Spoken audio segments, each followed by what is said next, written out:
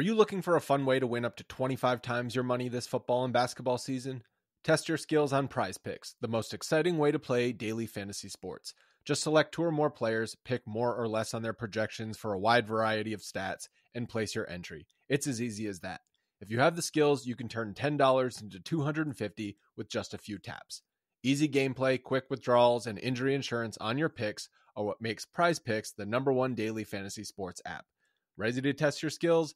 Join the Prize Picks community of more than 7 million players who have already signed up. Right now, Prize Picks will match your first deposit up to $100. Just visit prizepicks.com/bluewire and use code BLUEWIRE. That's code BLUEWIRE at prizepicks.com/bluewire for a first deposit match of up to $100. Prize Picks, daily fantasy sports made easy. Today's episode is brought to you by Cars.com. With over 2 million vehicles and 50,000 more added every day, Cars.com will match you with the perfect car for you, your budget, your life, your style. And if you're ready to say goodbye to your current car, Cars.com will get you an instant offer to cash it in. Just start by entering your license plate and get matched with a local dealer who will write you the check. So whether you're looking to buy or sell, just go to Cars.com. It's magical. Welcome, friends, to a Sunday early evening episode of Mavs Moneyballs Group Therapy. I'm Kirk Henderson, editor-in-chief of MavsMoneyball.com. Thank you so much for joining us in this, what I assume is going to be a lively green room. The Dallas Mavericks surrendered a 27-point lead to the Los Angeles Lakers. Really a maddening game on so many different levels. In our post-game show with Josh Bowe, I was prepared to sort of discuss it rationally. I knew Jason Kidd would have a banger of a quote. At some point, I fully hold him as the chief proponent for why the Mavericks lost this game with, Luka Doncic's sloppy play in the second, Dwight Powell being unable to do anything against Anthony Davis, as close seconds. But then when, you boil everything down, the Josh Green minutes compared to Justin Holiday, who got the start for some reason, the Christian Wood minutes, which just continued to be, not there. I don't, there's a lot of frustrating things that happened in this game. And then in the post game, our man Jason Kidd had the tenacity and the balls to get up in front of a bunch of media people and say, "I'm not the savior here. I'm not playing. I'm watching, just like you guys. As a team, we've got to mature. We've got to grow up." And let me just tell you that I feel personally that is among the worst quotes I have ever heard from a head coach. And I am firmly of the opinion now that Jason Kidd needs to be fired. Will that happen? No. Of course it won't. Why would it happen? But the abdication of responsibility in a situation where he played a big role is the sort of thing that I can't stand. Personal responsibility is a big thing to me. And he never takes any. It's just he's just a guy on the sideline, So let's hear about it. Let's talk about it. Let's talk about the loss, because while Kidd was the biggest frustrating element of that loss, Tim Hardaway Jr. missed 2 dunks. Kyrie Irving, who has been sensational in his time as a Maverick, could not buy a basket. There were a lot of things that were really frustrating about this game. So let's talk about it. Let's feel better. Coming up first is my man, Sam. Hey, Sam, what's going on? Sam, got to hit that unmute button, buddy.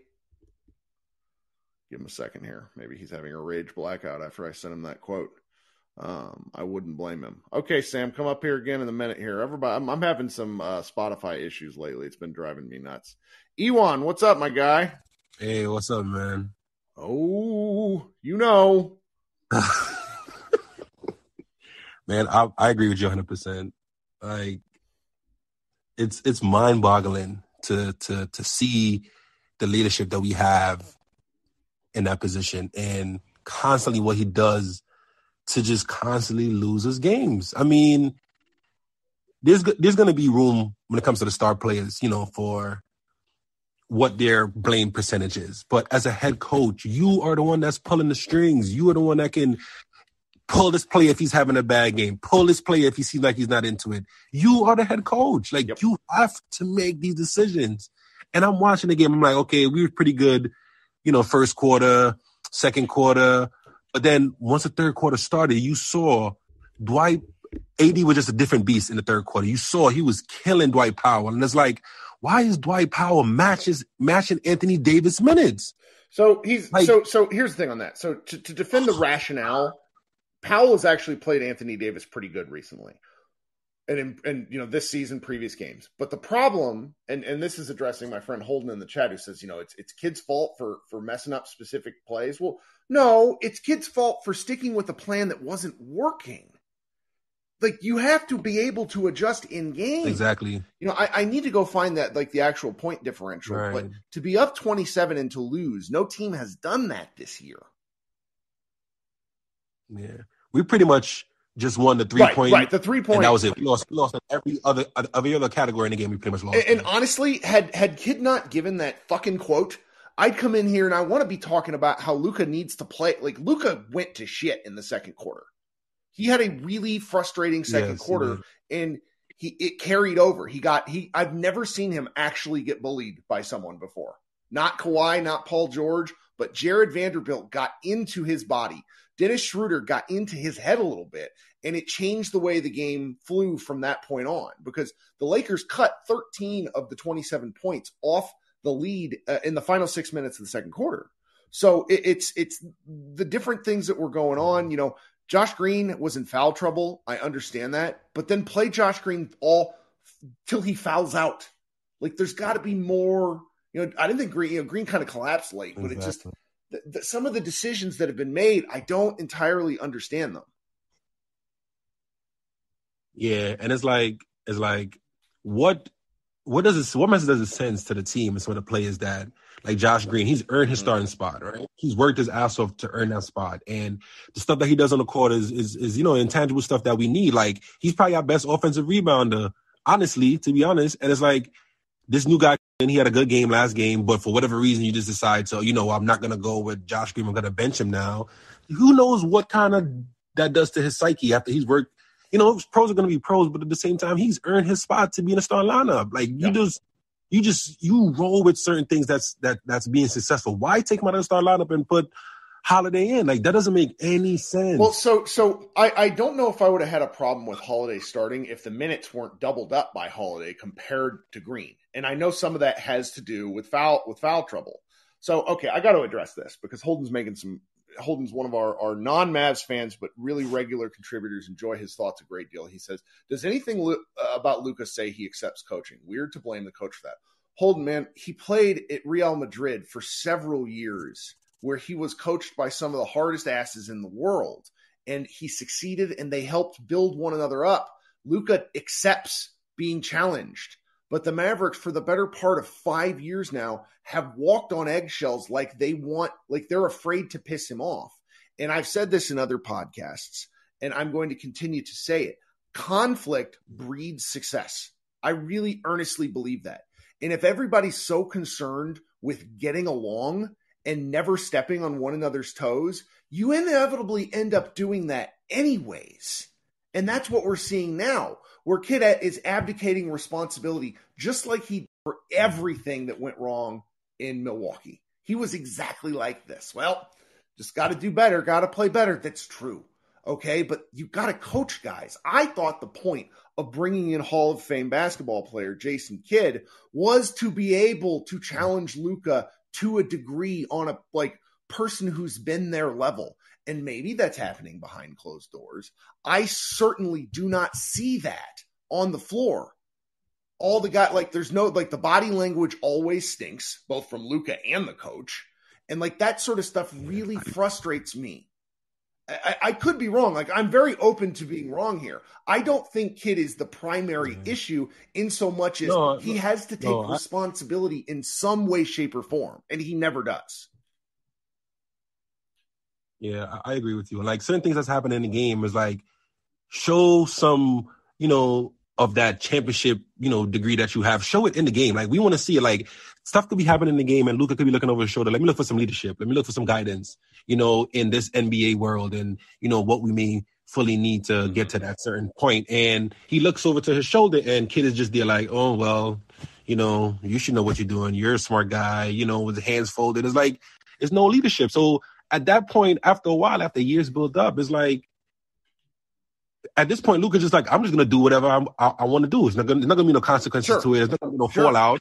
He's not gonna hold me accountable. So I'm just gonna do what I'm gonna pout. I'm not gonna get back on defense because he's not saying anything. And at the end of the game, he's just saying, you know what, they're the players. They should figure it out, or do subliminal quotes to try to motivate the team. Like motivate the team while we're playing. Motivate the team while we have a 27-point lead and it's getting trimmed down time after possession after possession after possession after possession. Mm-hmm. Just like you said, certain things is happening and it's not working. It's not working for the last 5 minutes of the quarter. You have to pivot. You have to change your game plan. You have to make adjustments. That what's challenging is that, like, it is not Kidd's fault that Dwight can't protect the rim. It's not Kidd's fault that, frankly, Christian Wood can't either. But again, he's playing the guy who might be worse at it in Powell. So that's an element of what we're talking about here, where he's not the one doing the defending, but he's the one making the choice, putting those players in. And like, I'm still firmly of the opinion that at the Mavs, and this is not a hot take, the Mavs come and go as Luka Doncic goes. And he had a game tonight where he got off his game and it changed things. But I would just like to see at some point there be an attempt to bring him back to earth in the middle of a game, the way, Barea kind of used to get into him a little bit. It's okay. Maybe we're just really off here and I'm going to hear about it tomorrow. Because look, the fact that I'm calling for this guy's ass is going to get me some heat from people. But I just can't stand to read the post-game quotes anymore, to see him standing on the sidelines with his hands in his pockets, to these sorts of things where he's like, well, what could I do? I'm employee Jason, not head coach Jason. Yeah, I agree. And it's like, lastly, I know a lot of people got to let their frustration out. It's like, as bad as Christian Wood is on defense, he made one play that got some excitement into the team, got some excitement into the crowd, got some excitement to where you'd be like, all right, maybe for one possession, maybe he's capable of getting a stop. Maybe just one possession. But we know for sure 100% that is not Powell. It would not happen. It has never happened. And it would never will happen. So you have to take your gamble on that player that was a better offensive player, and he may give you that one possession where, he gets a block. Powell, Vanderbilt had 15 rebounds. Anthony Davis had 17 rebounds. Mm-hmm. Dwight Powell had about 4 rebounds. And it's just, my God, it's just so frustrating, man. No, it's terrible. At least it's not late at night. Yeah, man. Oh, my God. All right, man. Hopefully, I don't know. The Discord is going to be crazy for the next 2 days. Imagine tomorrow on all the shows. And lastly, I hate an ESPN broadcast. That's bad. Holy cow. I wanted to bitch about that. No, we can't because it feels petty. But the broadcast was horrible. Yeah, and how they stop a fast break because LeBron got hurt. Like, you don't do that. Yeah. You let them. Anyways, all right, let somebody else let it out, man, because I have too much to say. But thank you. Thank you for getting us started. We'll talk soon. All right, we're going to let Sam come again. Sam, what's up, man? Sam's having some trouble finding that mic. Long-time listener, first-time caller behavior. Just teasing you, Sam. Are you able to find that unmute button, my guy? Is it not showing up for you? I know the app's been having some issues, but all right, let's try Harris. Hey, Harris, what's up? Hey, Kirk. How we doing? Not good. Like, I don't understand what Luka's thinking. Like, why, when you're up 27, do you think you're going to get calls? What's going on? Like, there has to be some like thinking there. Like, all right, it's not going to go this way for me here. Mm-hmm. Mm-hmm. There's, and then he sort of. I don't understand what they were running. I mean, the Lakers played some very good defense today. Like that's got to be first and foremost. Yeah. But a lot of what Dallas was doing, it just stopped working, and then they didn't seem to know how to try anything else. Yeah, like Jason Kidd can make adjustments from game to game, but not in the game. Mm-hmm. He's not been shown how to do that. Yep. And I'm not that pissed at Kyrie. He's allowed to have a bad game. He's been pretty good. He hasn't had like many bad games for us since he's been here, so it's not on him. Jason. I don't get it too. Like we stuck with one big the whole time, and then the last time we played them at home, we made the adjustment of Powell with Wood, and that helped us a lot to like counter their size. And they have even more size now, so I don't see why we didn't go with that like we did last time. Yeah. And Vanderbilt's awesome. I really wish we could have gotten him at the deadline. He would have been nice next to Wood, I think. He's a fascinating player to watch. That's. Yeah. I don't think he played when we played the Jazz last time, did he? Because had he just been traded? I think he was. Yeah, he had like he was out with an injury, and the trade was coming, like that sort of thing. Mm-hmm. I think that might have been the case because it was the first game after the Kyrie trade. Yeah, and then do you remember when he liked something about lofts in Dallas? Yeah, and then everyone freaked out. I'm like, what? What was that? Why did that happen? Just such a tease, such a perfect tease. God, it sucks so much. But yeah, I don't know. It feels a lot like the Nets last year, where they don't have enough size to defend. I think there's guys we can get in the offseason, but it's gonna be pretty tough. Josh not playing. I get starting Holiday for this thing just because he's a bit bigger than Josh. If you want him on LeBron, but is he taller? Because like Holiday is thin. Yeah, Josh is he's longer. Okay, he's longer, I think. So I think that helps. And we saw Josh get kind of work by LeBron, but I guess Holiday did too. So I don't really know the situation there. Yeah. But yeah, I mean, I don't know. We keep waiting for Maxey, but I mean, it's not going to be that dramatic of a change. Right. Yeah. Not at first. I mean, it's like expecting him to be super helpful. It's like he's probably going to play like 10 to 12 to 15 minutes a game for like the rest of the season. It's like the hamstring detached. So yeah. Well, so I mean, is that I think better than it just tearing because it can he explained it. He explained it after like he went on Bally Sports Southwest like halftime and explained that because of how he injured it somehow led to a quick. I don't understand the medicine behind it, but it was like it sounds gross and I don't get it. Yeah. It's like if you cut something off wholesale, it's like better than waiting for like all the tiny tears to heal by themselves. I think is how it works. But yeah, I don't know. This is a really, really disappointed loss. We keep doing this stuff all the time. It's really frustrating. I don't really know how to do this. I mean, hopefully, since we've been behind the Hawks a year, for like we made the conference finals the year after they did, new coach and stuff, and maybe we get a new coach next All-Star break. I don't know. He's not going to go anywhere, which means like me saying this is only going to get me grief. But I hate it. I hate it because it's. If you're not going to do the thing that you were brought in to do, which was hopefully coach a superstar, then what's the point? Because it's not like playing harder, which is what they did last year, and they're not doing that this year comparatively. But they don't really have the horses, and it's just I don't get it. I don't. What is he staying around for? What do we like? What does he bring? I don't know. I guess he has. I like the staff. I guess I like the staff around him, but I don't know if that's enough to make you a head coach. Yeah. Well, thanks so much, Harris. Appreciate you. All right. Yeah. Have a good one. All right. Let's try some more, folks. Simon, it's been a while. Welcome back to the show. Hit that unmute button one more time for us. We're just having everybody is not having the best of luck with that mute button today. Sometimes when you switch apps, it gets a little goofy. Not really sure what. Hey, what's going on, Kirk? There we are. Hi, Simon. I should probably just not talk and then like edit that error later, but I forget to do that. How you doing? Welcome.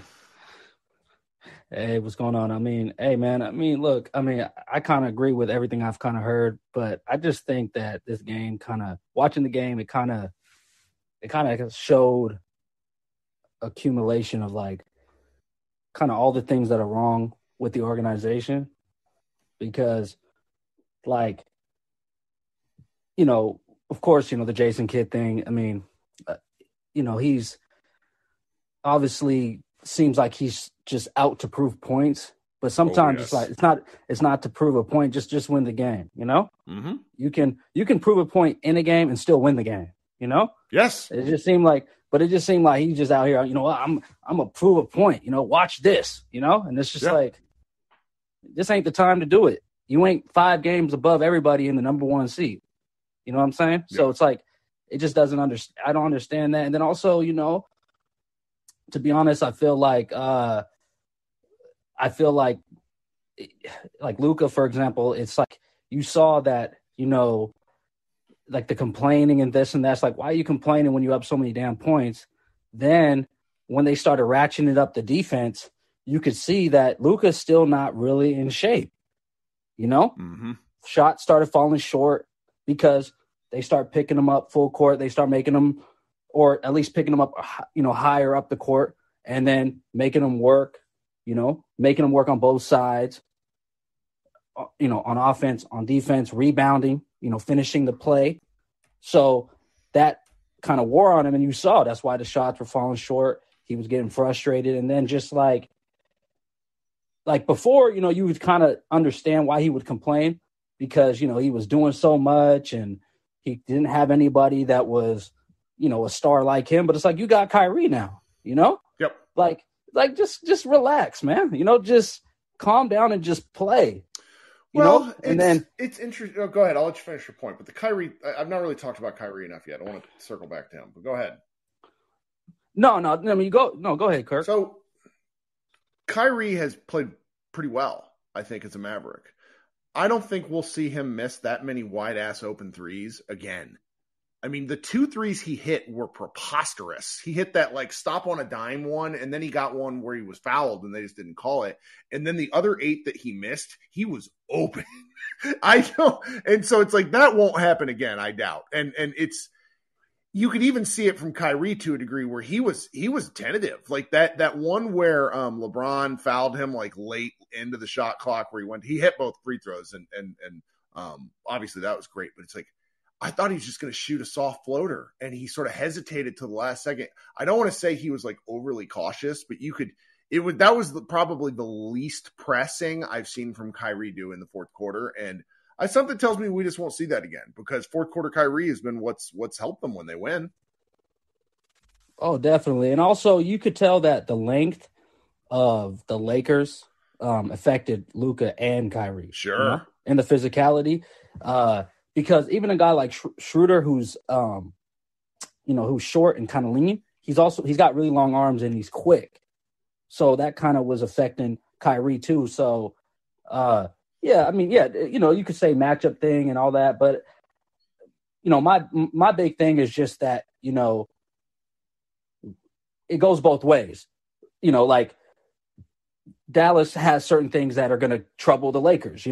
But when you have a lead like that, you shouldn't give up that game.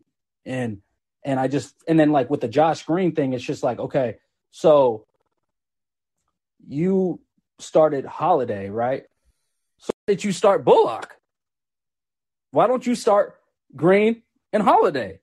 You know what I mean? Yeah. Because Green has been playing better than Bullock. So that's the part I didn't understand. And then it can't be because of guys that used to start in the past, and people want to bring up things like, you don't want to mess up the locker room and all that stuff because Hardaway was, starting for a while, and they put him to the bench. So just play Green and then play Holiday if you want to do it because of height and length and, better matchup against LeBron. It didn't make sense. And it just seemed like sometimes, Jason Kidd, he's overthinking and he's, trying to, prove a point and just maybe thinks that, okay, you know what, maybe he was overconfident in the game, thinking that we're going to beat him anyway. So let me try some things out. And I think that's a dangerous game when you're messing with a team that's hungry, that needs every win. And I got to give it to Wood. I felt Wood played, with some energy, and some toughness. That's like, I've kind of been out on Wood for a while, and I was baffled that he wasn't in the game with how he was playing. the one that like was really kind of wasn't a 50-50 ball because Kyrie fouled him, but like Wood blocked AD at the rim, and then Wood was gonna get another block or at least contest the shot strongly, and Kyrie fouled him, and it's like after that I don't really remember seeing Wood anymore, and it's like that's not Wood's fault. Like I've not understood what was going on because Powell, I really value Powell. I think we're really hard on him sometimes. But tonight, like even Doris Burke was talking about it on the broadcast where she's like, if he's not hitting these open, like these and ones that he's getting set up for, and he's not hitting free throws, then what is he doing? Like that was one of Powell's, like he had the worst plus minus on the team. Like that was one of his roughest games this season. And I think Powell is perfect for starting the first quarter, starting the third, Yeah.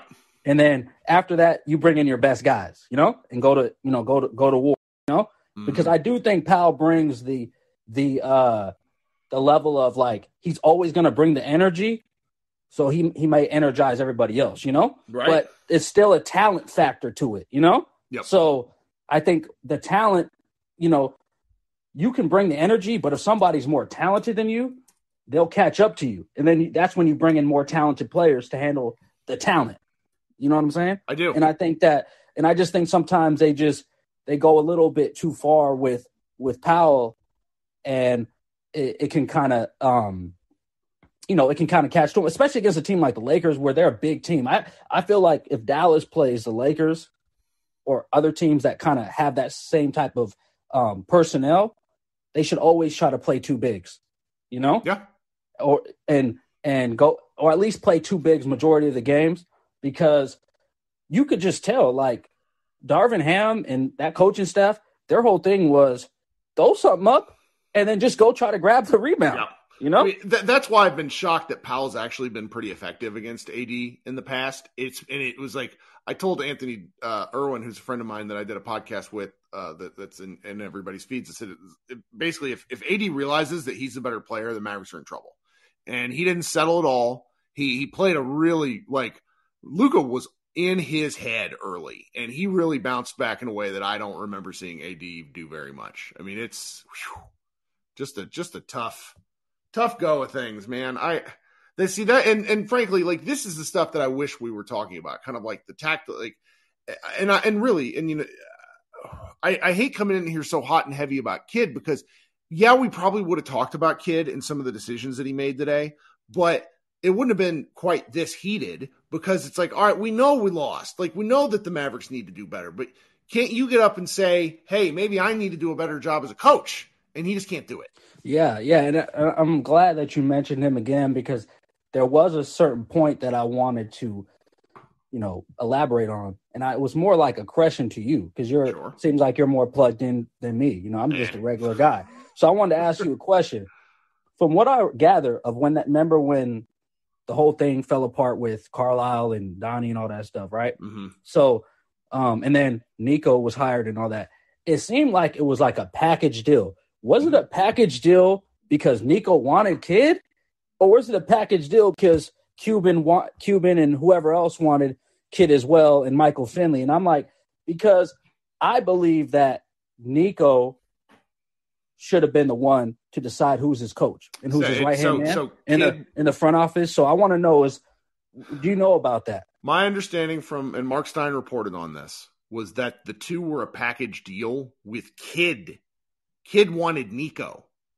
It was not, and wow. Cuban has said as much, that the Mavericks kind of brain trust, meaning, Dirk at the time, for whatever reason, even though Dirk has not really been plugged into basketball. And, I don't remember Dirk being involved in any decisions, but like they all just sort of decided on Jason Kidd collectively. That's why I remember even at the time, Mavs Moneyball was really hard on the hire. And that's one of those things that, as the year wore on last year, looked like a pretty stupid take, because the Mavericks obviously performed so well. And then, with what's happened this year, it's like, oh, this is what happened in his second year with the Bucks too, where things fell apart. And I think that, part of this is very frustrating in that Kidd and Nico were boxed in by Donnie Nelson and Mark Cuban's decisions. There wasn't a lot of options of what the Mavericks could do last offseason. And the one move they did make, which was sign JaVale McGee, very clearly hasn't, I didn't like it at the time. And he got a DNP today. So that's sort of what happened. And I wish been, had a different slate of options in front of them, because Kidd and Nico kind of had to inherit the team that we've seen, because the Mavericks, they just sort of boxed themselves in with decisions over the years. And it's a challenging situation. Okay. All right. Well, that's kind of backwards the way they did it. It's kind of weird that they did that, because they were acting like Jason Kidd was Phil Jackson, saying, yep. Hey, Phil, choose your general manager, but I do think Nico's done pretty good with what he's been working with. So nothing against Nico. It's hard for us to bitch when they got Kyrie Irving and then moved Spencer Kristaps Porzingis for Spencer Dinwiddie. Like I have a hard time. Like I do bitch, don't get me wrong, but it's like when you look at those, like just those two moves, it's going to be like, okay, they're trying stuff from within a difficult position. Also, you might have answered the question for me, because if it was a package deal, then it probably would have been a package deal the other way, where Nico probably would have wanted Jason Kidd. I think there's something to that. Yeah.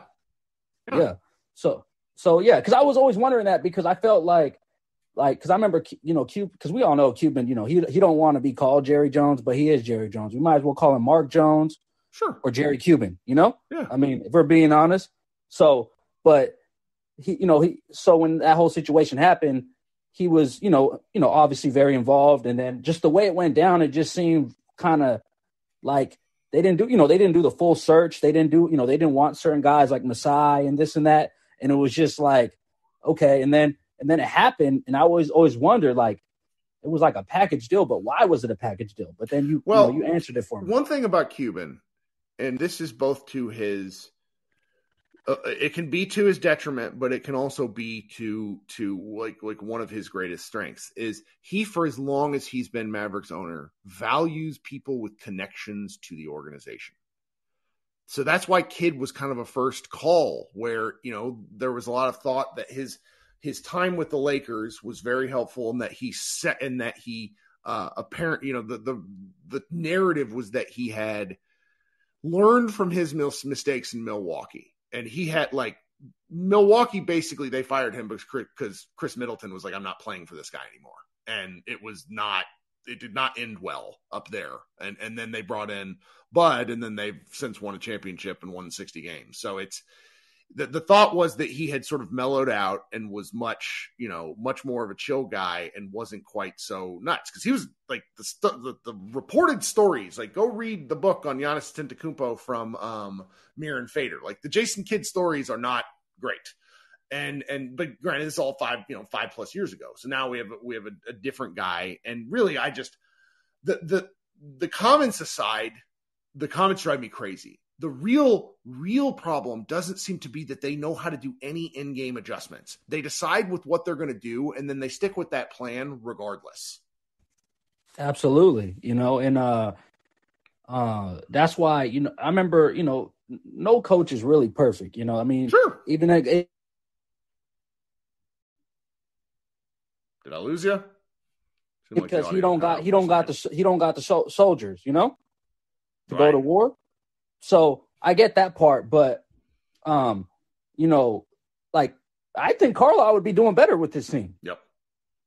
But Carlisle, Luka stopped listening to Carlisle. And that's where all this becomes so difficult, to where it's like, if Luka's a hard guy to coach, and Holden, who I don't know if he's still here anymore, but I think there's all superstars are going to be difficult to coach in their own way. Where I've sort of sat for a while now is that you don't necessarily always have, like, you're not going to have a 10-year coach at every stop. Sometimes relationships run their course, and if you build towards something, that's good. I think that I was hopeful that Kidd would be able to get Luka to play harder and more consistently. I don't know if I've seen anything to that effect. Where has Luka's game grown under Kidd in a way that might not have just happened organically, because Luka is a transcendent basketball player? I mean, the playing harder element of the defense, I think, is pretty important. And I think the development of Josh Green is extremely important. And those things are in their plus, book. This is coaching in the NBA, particularly when you have like a trend, like a superstar like LeBron, or LeBron and Luka. It's really difficult. I can't even imagine it. But you just can't go out and do some of the stuff that kid's done. Like, just take some responsibility, man. Take it on the chin for your team too. That's the other thing. Carlisle used to do that to a fault. Drove me nuts. Yeah, I mean, but also this is the problem too with this environment of the NBA now, is that people are too, like, coaches and management and, the higher ups, they're so concerned about the, will he leave? Yep. What do I do if I do this, will he leave? Just be yourself and coach, do what you think is right, and let the chips fall where they may. At the end of the day, it's a talent game, right? They did make a talent upgrade with Kyrie, go out there and coach, don't be so worried about, if I rub somebody the wrong way or this and that, will he leave and this and that? Because, to be honest, I feel like in a lot of cases that player will probably leave anyway, or there's a good chance, It becomes a self-fulfilling prophecy where if that's all you're concerned about, and that's all that's going to, that's all that's going to drive every decision-making. So, man, thank you for hopping in. You got anything else? No, man, I appreciate it, Kirk, man. All right, talk soon. Mr. Moses in the chat said it seems like a lot of things drive Kirk nuts. That's true. That's why this is group therapy, where we become lunatics. All right, Sam, we're going to give you one more try. And if it doesn't work this time, Sam. Yeah, my bad. I don't know what happened. When I came up, it's like there was nothing. I didn't hear anything. Like, the app may be experiencing problems, and I may need to, like, transfer over to call in at some point, because I don't know if Spotify is going to support this thing forever. So we'll see. I guess we will. Well, I ain't gonna lie. Like, I've kind of lost all my anger at this point, so I'm not really, like, mad anymore, because the Mavericks like to ruin people's Sundays, I guess, apparently, like the Cowboys do. But I don't know. Like, when I saw that quote as a kid, that really just, at that point, I just said, you know what? If I was an owner, I ain't gonna lie, I would fire his ass. Like, if I saw somebody say something like that, like, hey, I just watched the game like you guys do. Bro, you're the coach. You choose when you want to play the White Powell over Christian Wood. You choose when you want to play Justin Holiday 8 minutes and play Josh Green 16 minutes. Like, that's you. I can't make that choice. I would want to do it, but I can't go in there and say, hey, Josh Green, get in the game right now, because I would get kicked out the stadium or the arena. So I can't do that. So just that alone, that just pissed me off right there. And then Luka, listen, I love Luka. He's the man. I can't say shit about it. Well, I can't say shit about it. I'm going to say shit right now. Like, bro, he complains too much. He complains way too much. Too much to the point where it's just detrimental to the team at this point. I get it. If he gets fouled, he gets fouled. I get it. He does get fouled a lot. But too many times he gets fouled, he'll just sit there and look at the ref. Then it becomes a 4-on-5 or a 5-on-3 or whatever it may be. Yeah. And they're giving up easy points. Jarrett Vanderbilt locked his ass up today, which, hey, I don't know why the Mavs didn't try to get him, because I wanted him, because I love Jarrett Vanderbilt. I wouldn't be shocked if we see like a bananas Luka's performance next game, just because he hates, because he was seeking out elements of the matchup and just, wasn't getting calls. Like, the Lakers did a really, really good job today. That's the part that I hate more than anything else. Like, losing to the Lakers sucks. This is advertiser content brought to you by Frito-Lay. Hello, I'm Chip Murphy, here to get you ready for the big tournament. Tonight we'll break down who will be cutting. Cut! What are you two doing? Sorry, Chip. Prez here got his feathers ruffled when I told him Ruffles has zero chance of winning the title. And I was letting Dip know that she is not taking into account Ruffles' iconic ridges. Guys, it's March. We have to start talking about the tournament. We are. It is the 2023 Frito-Lay Snack It. We're talking about big-time matchups between Cheetos, Smart Food, Lay's, Sun Chips, and more. Just head to the Frito-Lay Snack Bracket and vote for your favorite chip, pretzel, or dip for a chance to win up to $1,000 or a year's worth of snacks. This sounds great. Keep up the good work. Just go to fritolaysnacket.sbnation.com. No purchase necessary. Sweepstakes ends 4/3/2023. Void where prohibited. Here's worth of snacks awarded in the form of 52 coupons, each good for one bag of chips. See official rules at fritolaysnacket.sbnation.com.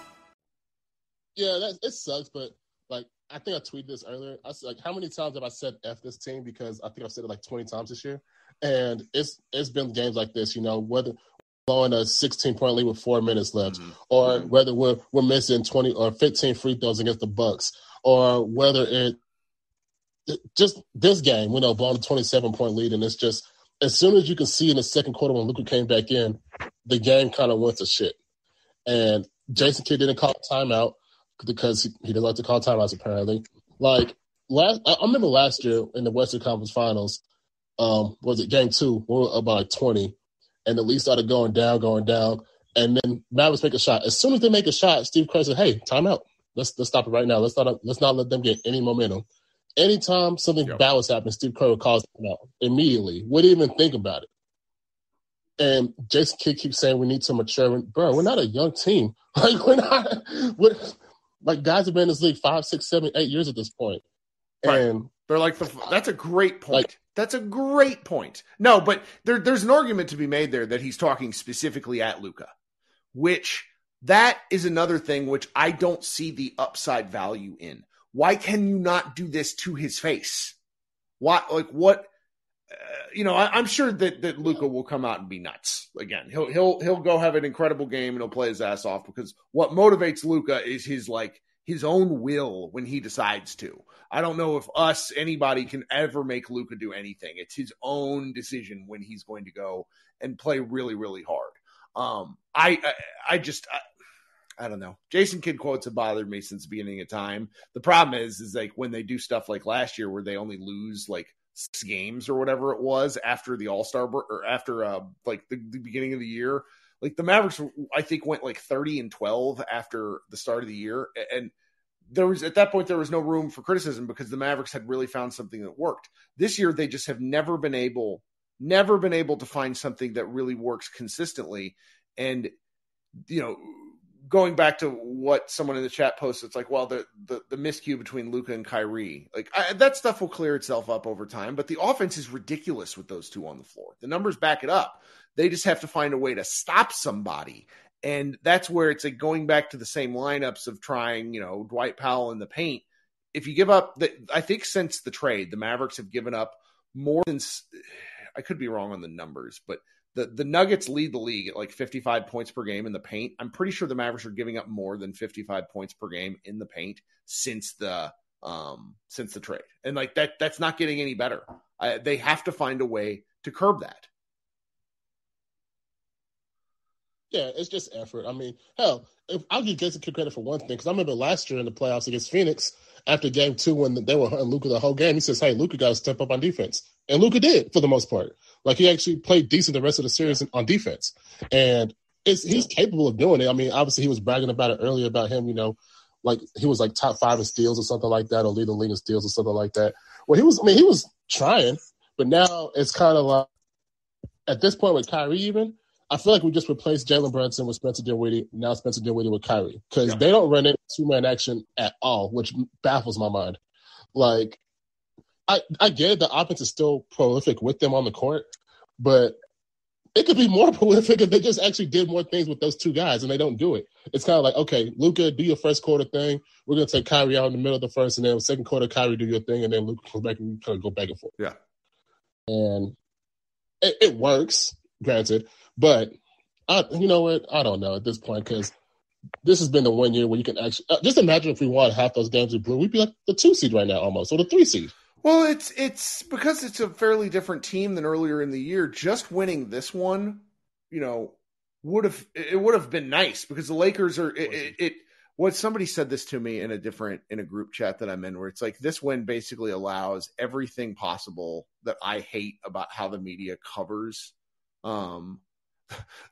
He said I just went and found it. Mavs, thank you. You've put all that in the conversation about the Lakers that Kirk absolutely hates, and now it's going to be all the media talks about for a week. So that fantastic. That's we're just gonna have to hear about more Lakers.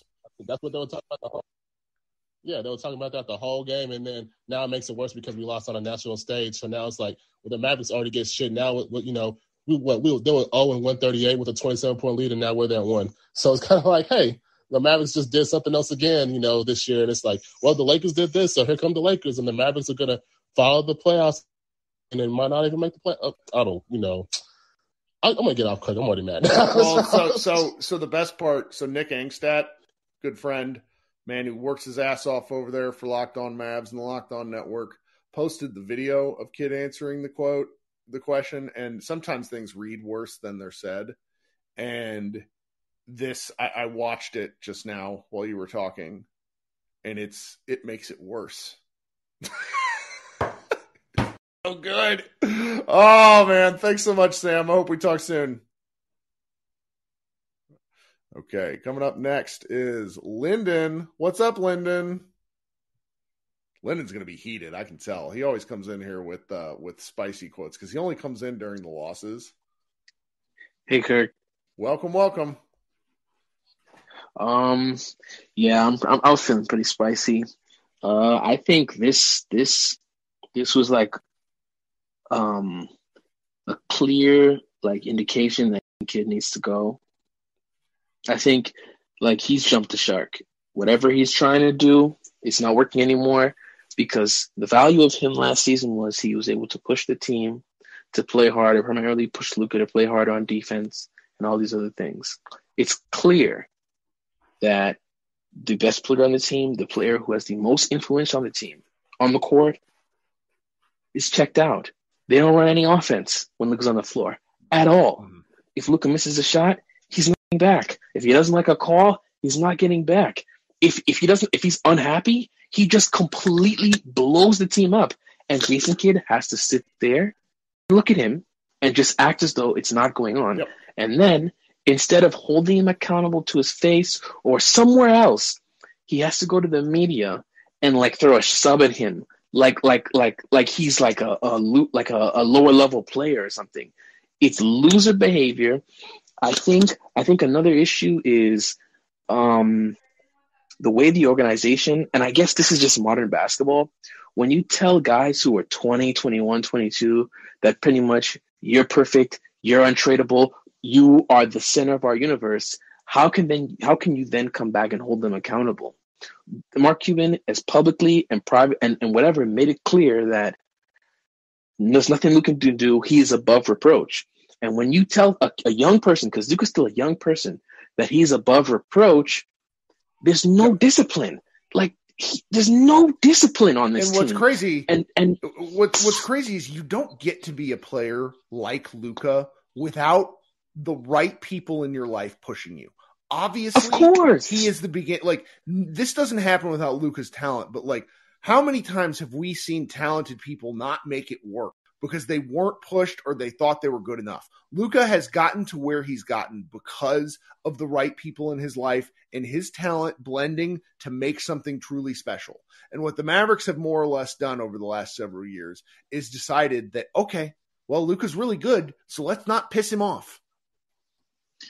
Oh man, and also I think Jason Kidd is he's just too laid back when it comes to giving. Because I felt as though his biggest issue with Carlisle was he felt as Carlisle didn't trust him and didn't believe in how he should run the team when he was on the floor. So I think he leans too heavily on. The coach that I hated was a coach who was because Kidd loved to get people fired. He got Byron Scott out the door in a jiffy. Kidd has no problem getting coaches out of here when he feels they're too much in his space. And I feel like he's released the reins too much to the point where the Mavs don't run anything. Yep. They don't. A lot of that fourth quarter, Luka's running pick and rolls with Justin Holiday and Kyrie's in the corner. You can't say we need better players. And then you have arguably one of the greatest isolation scorers in the history of basketball. And a guy who was 50, 40, 90 damn near the last 2 years he was playing. And we're going to make him a spot-up corner shooter so we can run pick and rolls with Justin Holiday. This is coaching malpractice, Kirk. This is bad, man. I didn't understand. So I've mentioned this before on shows. I've talked to people who've done basically rewatches of a lot of the important games with Kyrie and LeBron when they were together with Cleveland. And I've been told that there's a lot more of my turn, your turn than your brain remembers. Which, okay, fine. That said, could we get some actions? What you're asking for, I'm guessing, as much as we would like to see like repeated Luka Kyrie pick and rolls, we're not going to get it. Could we get more than one?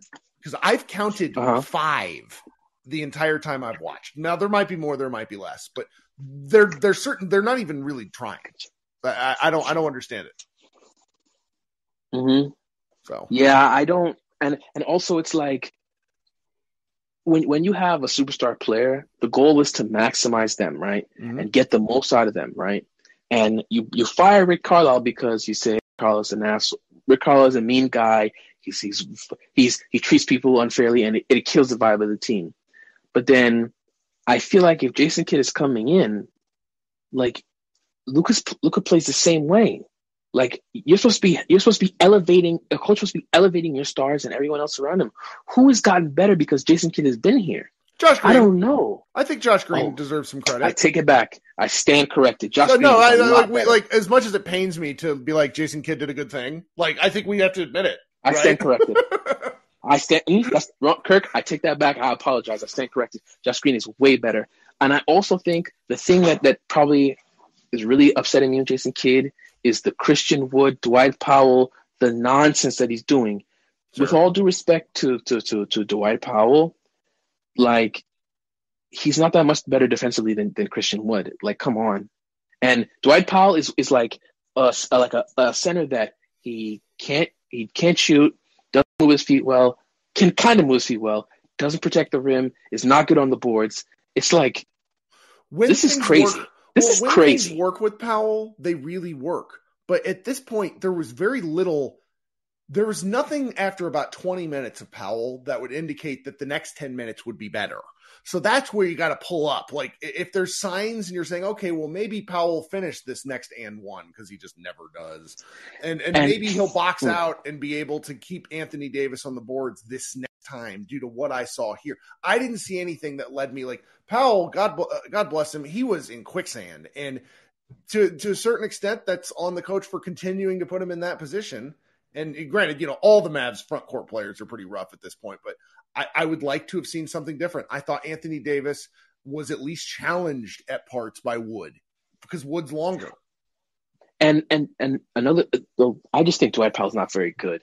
But I also, I just want to understand, like, I kind of get the defensive principles are instead of like, they don't really pressure ball handlers. They're supposed to be like, they like push them into certain spots on the floor, or they're kind of like, because I notice even like Luka and all the other guys, if they have a ball handler, they'll kind of just, they don't offer that much resistance. They kind of just usher them into certain places on the floor. And I can see that happening, but then I think that's a strategy best if you have like Rudy Gobert, Anthony Davis in the back line. I think there has to be an emphasis somewhere defensively on some sort of like a perimeter defensive like pressure at all. Mm-hmm. I don't know why they don't believe in like anyone moving their feet or even trying to move their feet. I don't know, man. I think this is a really, really, and I saw Kevin O'Connor on Twitter. He pretty much burnt the whole Mavs team down. And I think Jason Kidd is a bad coach. I think it needs to be said now. He's not good at coaching. The in-game adjustments are bad. The motivational aspect is bad. The lack of passion. The team doesn't play hard. Your superstar doesn't respond to you offensively or defensively. It's like a good coach gets Luka to get back on defense eventually. A good coach does that. A good coach gets like Christian Wood to try to not block Hunt and be like a good coach would have told Christian Wood that the Hassan Whiteside style of defense is stupid. He would have told him that. Hassan Whiteside's out the league because that's stupid defense that he plays. You don't need to like shot block Hunt. Being good positionally and putting up your hands is much better than blocks.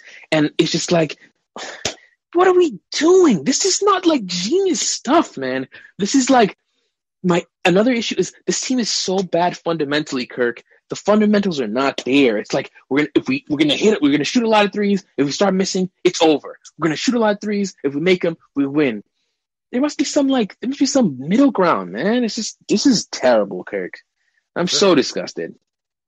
Sure, Holden is trolling in the chat and he's not really trolling. It's a great line where he says, "These things Lyndon is describing are what I would refer to as a player needing to grow up." And he says, "It tells me the kid has told them all this in practice and they still don't do it." Holden, guess what?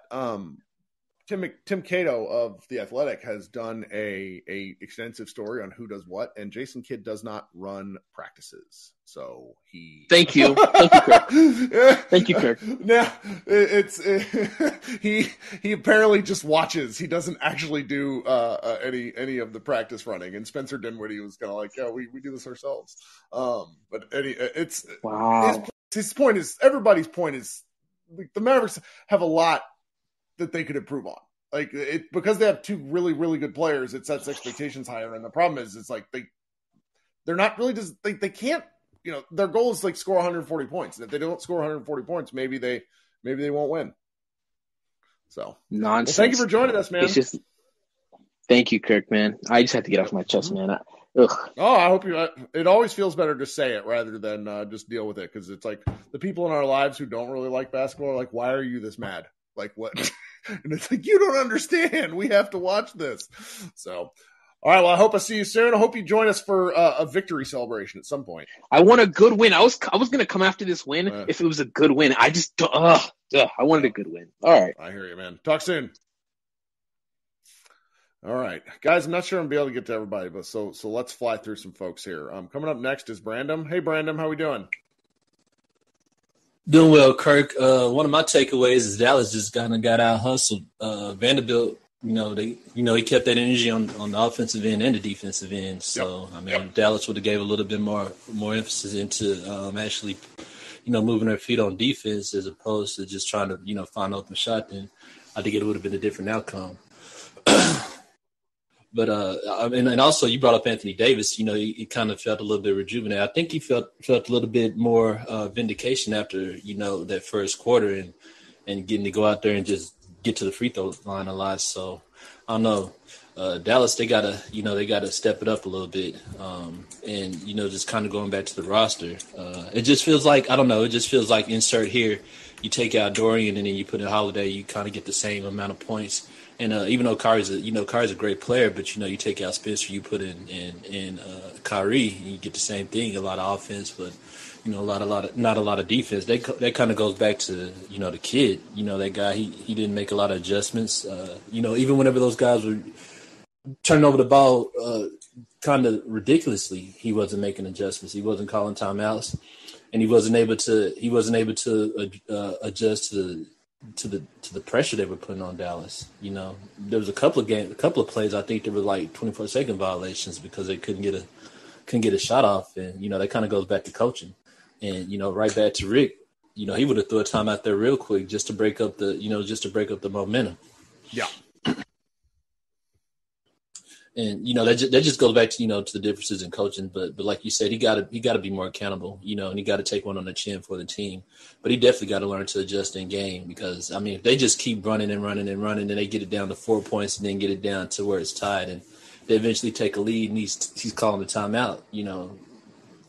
That's a lot of time. I believe it's after the third quarter they were kind of right there in the mix. Second or third quarter they were right there in the mix, but he wasn't calling any timeouts. So. In-game adjustments and actually holding players accountable for making mistakes, that all falls back on the coach, regardless of, how he feels, though. Well, yeah, Brandon, I think you're right. Well, you got anything else for us? No, that's it, Kirk, man. Thank you, All right. bro. So what I'm going to do here, because I think we still have like 7 people left to go that are hanging out, I'm going to let y'all talk, and I'm going to try not to say too much. So coming up next is Micah. Hey, Micah, what's up? Give Mike a second. Mike has been waiting a while. How's it going? Oh, it's going, Kirk. Oh man, I wanted that win. It sucks, but so is Jason Kidd working on his jump to conclusions game? Because I can definitely see him in a meeting where they say, "What exactly is it that you do here?" That's a great. God, now I'm going to associate Jason Kidd with because you're talking about the guy who in Office Space who screams, "I bring the specs to the customers. I'm a people person."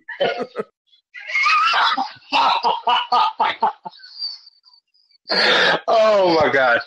It's crazy. It's just, but it's like, why are you, he's not accepting responsibility for his rotations. I'm sorry. If you see Powell out here getting freaking bullied, like,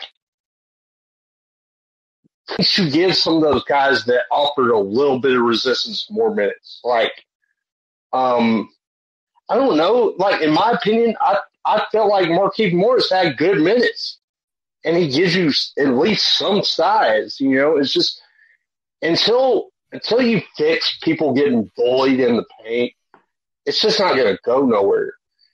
It reminds me a lot of 2010, to where they got all the pieces together to make them good offensively, but they was missing that one piece in the middle, and that's when they got Tyson Chandler. So I think until you get somebody that kind of fills that role that they have pretty much discarded for the last decade, then this is what we're looking at. Like, our front court rotation, it's not that they're bad, they're not starter qualities. Like, we don't have, like, I know some people want to go at these guys and act like they suck. And, yeah, they're pretty bad.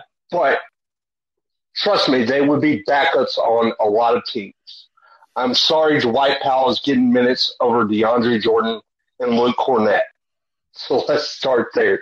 So, but the issue is they're not starting we don't have one front court player that's starting quality. And that's the issue. Until that gets addressed, I really don't know how we actually be competitive.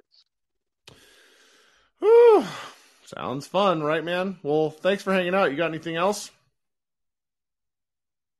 No, that's just about it. I think like we're just seeing the team for what it is, and until they can address some things in the off season, like, look, I'm sorry, if you can get freaking Jakob Poeltl for Birch and 1 first-round pick, it's not too far out there to think you can get a serviceable big. You know, I don't know how many Toronto games you watched, but Tim Birch freaking stinks, dude. Like, if 1 first-round pick and a bum is getting you somebody that's serviceable, then that needs to be addressed. But, yeah, that's all I got. Well, thank you, man. Appreciate you. All right. Coming up next, then, let's go to Nico. Hey, Nico. Thanks for joining us. Different Nico, not Nico, the Mavs GM. Give him a second to find the unmute button. I think I saw him in the chat there. If you pull yourself out of the chat, you'll find the mute button at the bottom of the page. It's down there with the speaker request button. There you go. Welcome. What's up? How are you? Hey, Kirk. I'm doing all right. This was very frustrating to watch. One of the few games we get to watch up here in upstate New York. But I was so frustrated. Everybody seems to get bowled over, or in Luka's case, not trying hard on defense. Like, the Lakers just pushed us around. Or we didn't finish layups, and we didn't finish dunks, and we didn't finish the end ones. It's like basic physical stuff. We got out-muscled. Sorry, I was staring at a Luka Doncic quote where he was apparently asked about Jason Kidd's calling for greater maturity amid distractions by the officiating, and he said, it's probably true. That's it. But the physicality thing was kind of going to be an issue once you lose Dorian. Dorian was a big part of the Mavs playing physical. I think Luka is obviously pretty capable of it, but in terms of the bigs, the Mavericks need Maxey to come back and soak up some time, because that's a guy that doesn't mind physicality. Yes. Absolutely. And I'm going to comment on the Luka quote. And, you know, as I'll call it immature, as Luka still is at 23, at least he takes responsibility and accountability and is like, yeah, that's on me. I don't hear that from the coach, though. Right. And I think that's probably what chaps my ass so much is like you go to Luka most post games, he's like, I really screwed this up. This was my fault. I need to be better, even though he scores, 25 points, grabs, plays great. And just, things fall to him. And it's like, I just hate optics drive me crazy. I've worked for some very frustrating people in my life. And nothing drives me more nuts than a boss who won't say it's on me as a leader. Oh my God, you're so right. Even like my first job at a fucking Subway when I was 15 years old, I had a shitty manager who blamed everything on us like teenagers. And it's like, no, I'm a moron teen. You need to give me leadership and tell me what to do. And that's how I feel about reading Jason Kidd quotes sometimes. Yep. All right. Well, Absolutely. Thank you for hanging out. You got anything else? Nope. That's it. Thank you. Appreciate you joining. Okay. Let's go to my man, John. Hi, John. Welcome back.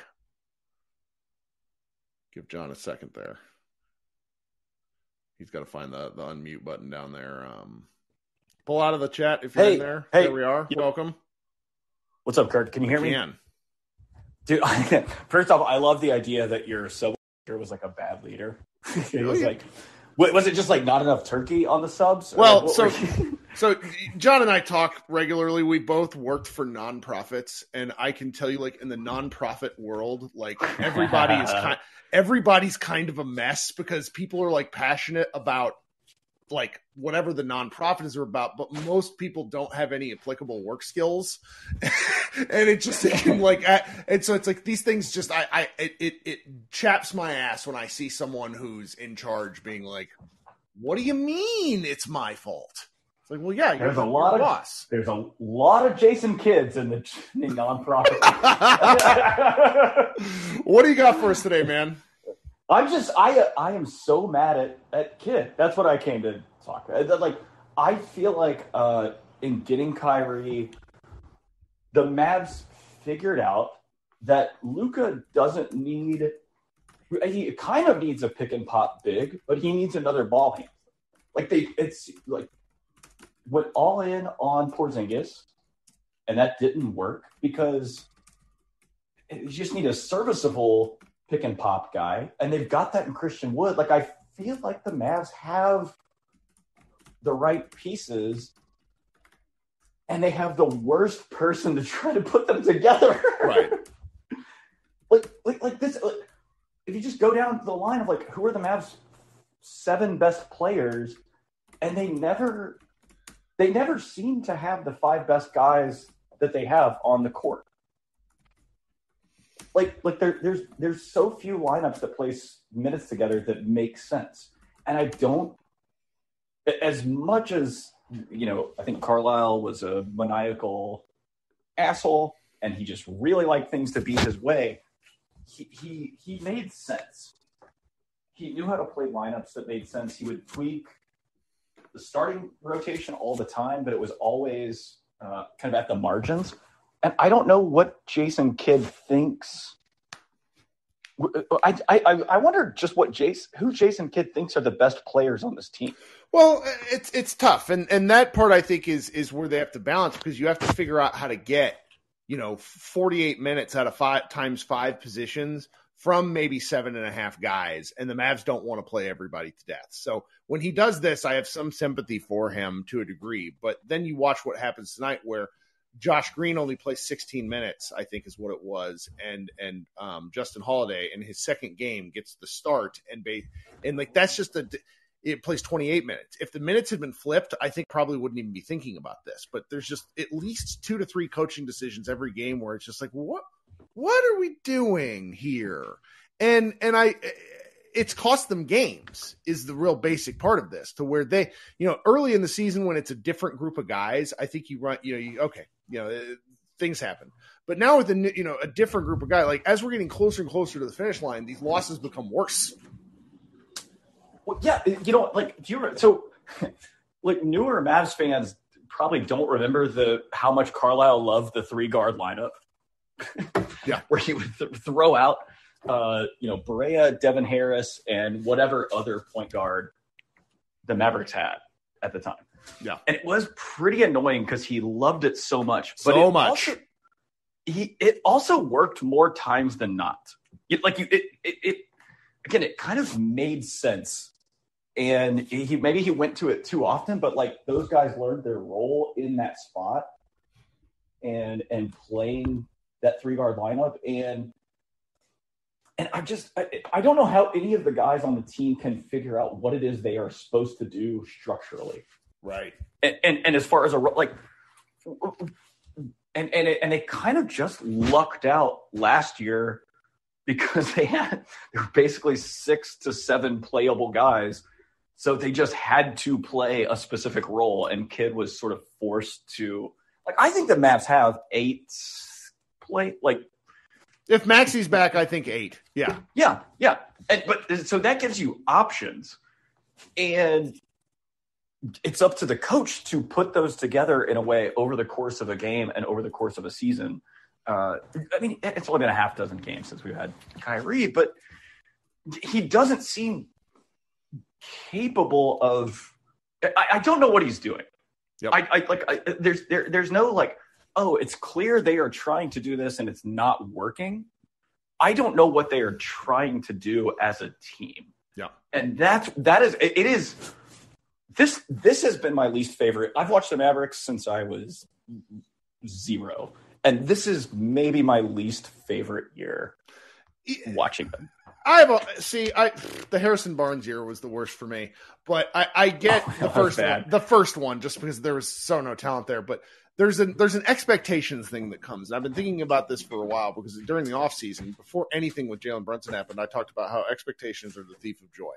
And so even barring that maybe our expectations are not paced with reality, there's just been no consistent fun. We have one really amazing game, like where they beat the pants off the Spurs, or they had like the 2-game stretch. I guess it's the 3-game stretch right after we traded for Kyrie. Like that was fun. But like even during the 7-game win streak earlier in the year, where Luka's having to score 50 points 3 of the 7 games, that was fun. But it was like, anybody with a like eyes knew that it wasn't real. So it's like, what are we building towards? And that's why this can be very, very difficult, in my opinion, at least. It's like, it's not fun, but is it not fun because we have too high expectations, or is it not fun because the Mavericks have sucked the joy out of this? I don't know. Yeah. And one last thing, then I'll hop off and let other people talk. But like, part of the problem is that we, grew up watching the Mavericks with Dirk, who was one of the most consistent players ever to play the game. Like, I mean, just night in, night out. And I feel like we have that with Luka. Like, Luka's he's got to get the attitude and all the stuff with the refs figured out. And he'll get whatever. Yep. But like night in, night out, you know what you're going to get with Luka. And it shouldn't be that hard to build around that and to build some consistency so that even when there are losses, like I said, you can see what they are trying to do. I don't know what they are trying to do. Yep. I don't know what they're building towards. I don't know. It almost feels like Josh Green's development has been a mistake or an accident. And whereas it should be, you are building him into a process and a system, and they have no system. That's right. They have no, again, for all of Carlisle's faults, thinking about that 3-guard lineup, you knew what it was going to be. You knew what it was going to look like. There's a reason that Dwight Powell thrived and developed into the player that he did. There's a reason Dorian Finney-Smith developed into the player that he did under Carlisle, because like, you had very specific roles for role players, and I don't know what I don't know what any role players' roles are on this team. Yep.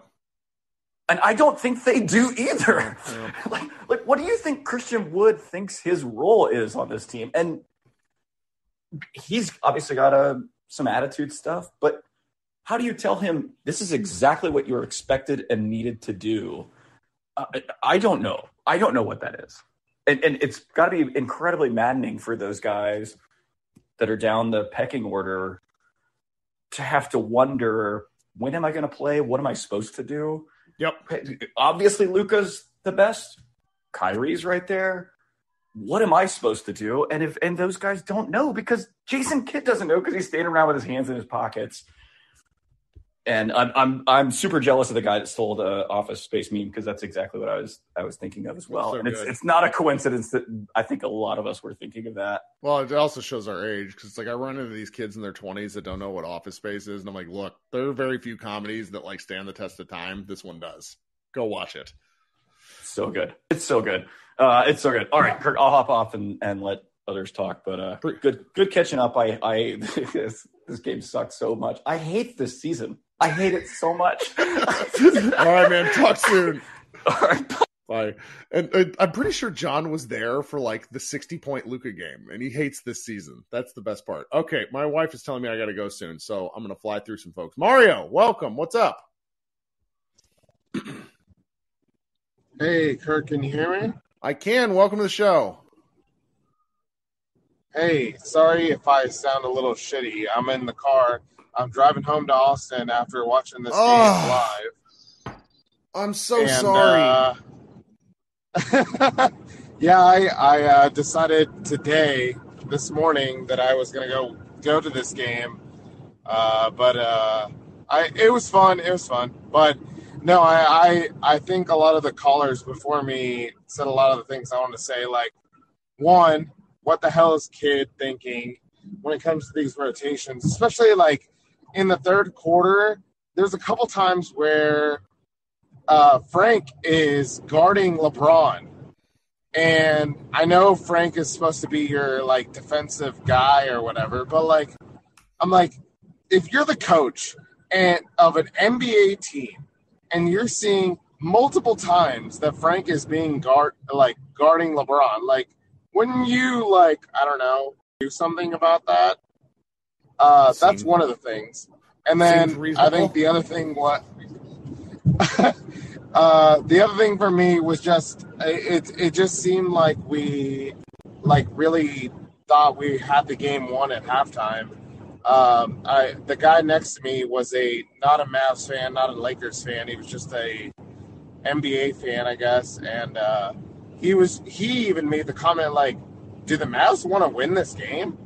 And I said the same thing, but you know, it was kind of one of those things where they just looked in the third quarter like they just were just thinking, oh, well, we're already up by 20, so they're going to lay down now because we're supposed to be in the playoffs and they're not. But clearly that didn't turn out that way.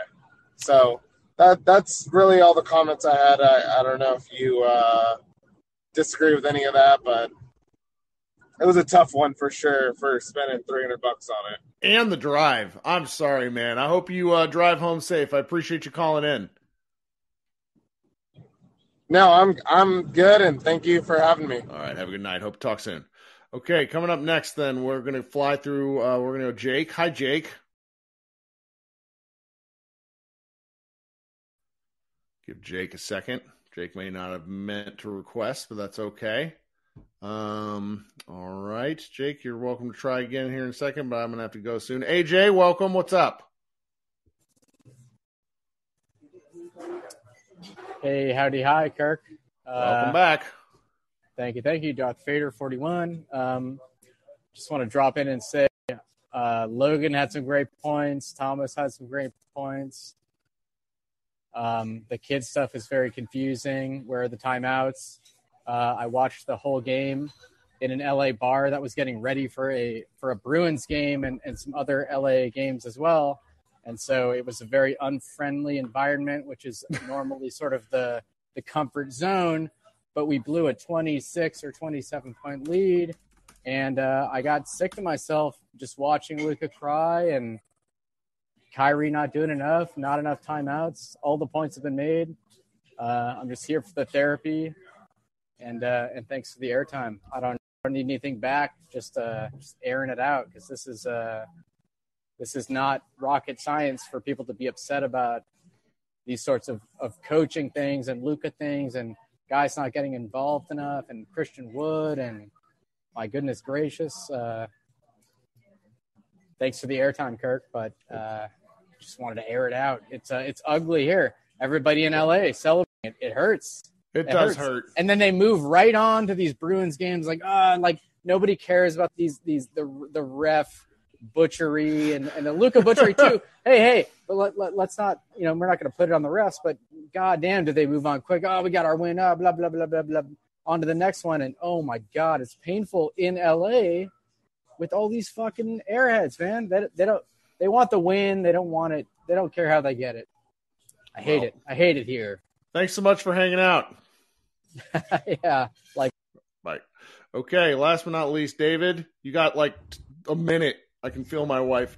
Hey, Kirk, can you hear me okay? I can feel my wife stabbing me. I will make it. I will make it quick. I'm on my way home from this game after grabbing groceries for the family, so I'm about to go back and do that too.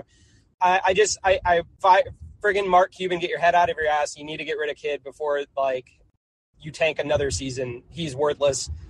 That inbounds play, fuck me. Really? Again, going towards half court? It's the same goddamn play every time. There's nothing new. And I'm sick of tired of watching these really fucked up rotations that anybody can see. You're not playing your top 5 guys. In a game where you were getting a Tim Hardaway freebie game, and we can't even close that down. It's just, I am embarrassed for the team right now. God, this hurt, man. This really hurt. And I don't know what Mark is thinking with Kidd's time is up. He's had this is his 2-year stint, right? This is his pattern. He's done nothing. And my note is he treats Kyrie like a slightly better Dinwiddie. They do the exact same offensive sets, nothing new. He doesn't take advantage of any of Kyrie's gifts, not attacking the paint, not trying to force some fouls. And also, can we please get a free throw shooting coach for Luka and the rest of these guys? Fucking Powell missing free throws. You have one job, dunks and free throws. Get it right. That's it. I just need to vent. Thanks for joining, David. Talk soon. Okay, guys. Thanks so much for hanging out. We'll be back. Tune in to Mavs Moneyball. We'll have some posts up. I'm thinking about writing about this, but I don't want to do anything that'll get me in actual trouble because, I don't know, probably saying the head coach should be fired is not particularly wise of me, but I sort of think the head coach should be fired. Everybody be good. We will talk a little later in the week. Go Mavs.